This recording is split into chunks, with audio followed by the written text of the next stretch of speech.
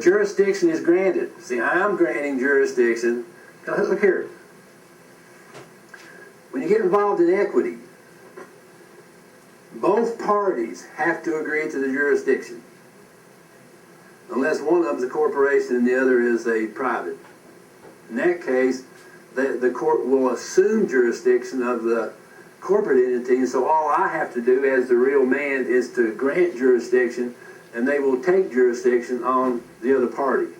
So that's how that works. Okay, I'm a little confused. If you put on the motion the straw man is suing the government, they're a party. Won't there be a conflict there? Wouldn't you have to have the natural person because they're... I do. I bring them in as a third party, real party in interest. But in the first place, it's okay to do it as the fiction against the U.S., and then you do it down in third party. Okay. So let's see here. So I'm granting jurisdiction to the U.S. District Court in the matter. And item 4 here, the court is indemnified by the bond of John Smith. It says, see attached birth certificate. Now, what I'm going to show you a little later on is how to take a few steps beyond the birth certificate level. But that'll come a little later. But for right now, I'm just saying I'm going to put an indemnity bond into the court to protect them, to protect the judge. So that's why you put bonds in, by the way. You're not trying to protect yourself, you're trying to protect the judge. It's backwards what you're thinking, probably. Okay, so I'm going to put an indemnity bond to protect the judge, and the applicant has the right to petition for declaratory judgment related to this matter, and the judgment on this petition will not harm the public. Now, that's something you really need to start thinking about, you know. Because you tell the judge, hey, look, I'm going to indemnify you against any kind of harm here, and nothing I'm going to do in this matter is going to harm the public. There's no danger to the public from what I'm doing. See what I mean? This is kind of equity stuff you think about. Okay, facts. John Smith is a man, and John Smith has a proprietary right to John Smith. Let me start writing some of this stuff up here. All right. So John Smith has a proprietary right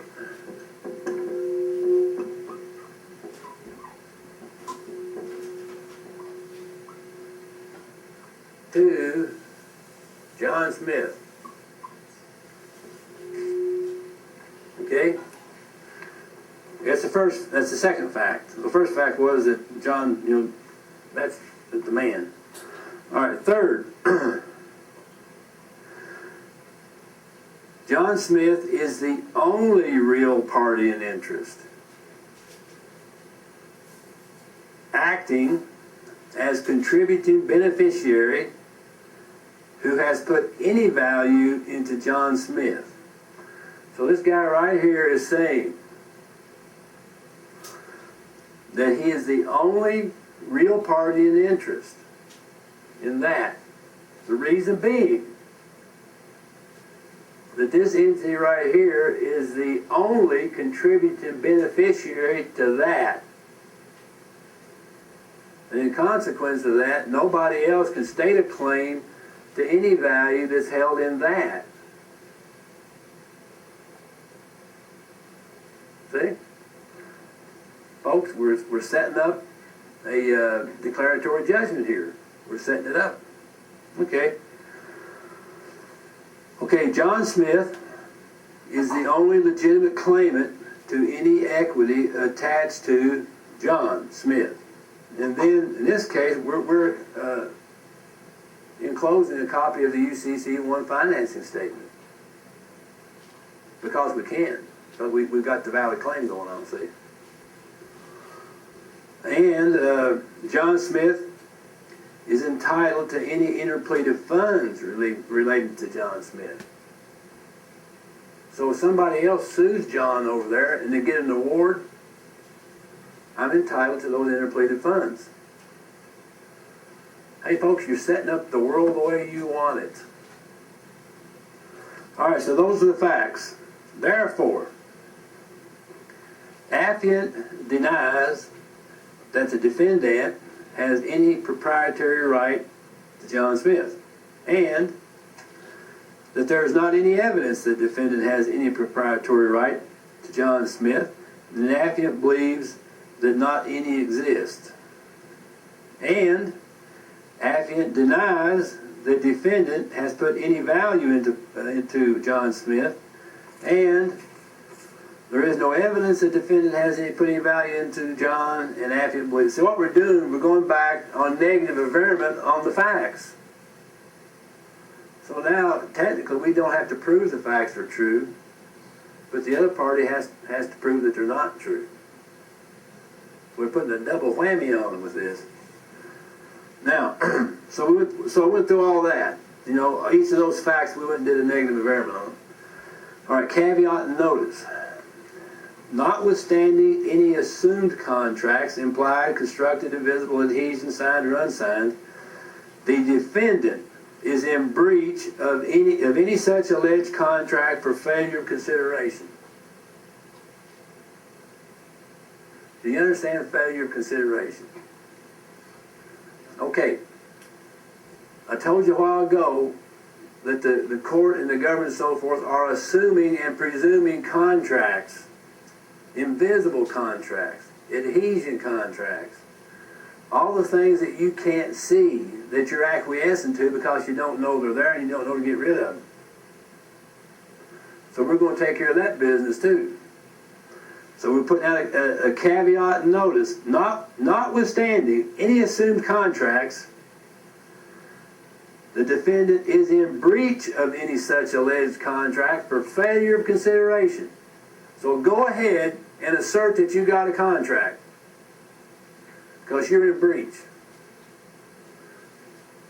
And what? For failure of consideration. They gave nothing to you. Now, if they're in breach of contract, I mean, if they want to assert a contract, please, bring it on. But in the event that they want to assert some contract now, you've got the U.S. District Court to declare that they're in breach. So any contract that they would bring up, what would you do? Liam, can you hear okay? Yeah. It'll be, I'll have it on that CD. You don't need to write this down. You can if you want, but yeah, notwithstanding any assumed contracts, implied, constructed, invisible, the defendant is in breach of any such alleged contract for failure of consideration. They gave nothing of value. See? I mean, it's a killer, man. If you can get this on, you can sail through life. Just put a certified copy of it in your pocket and go to town. And nobody ain't going to touch you anymore.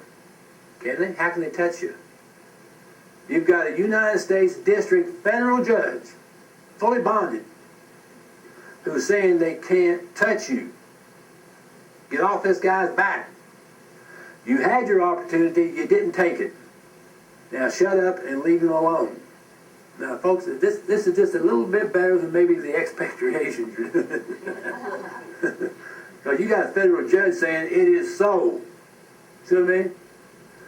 Well, what you've done so far with your expatriation is administrative.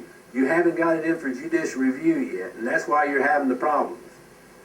And so, but if you do this, you can slide right through that. You see that. Okay, conclusion. Therefore, this court ought, on its own motion, to rule that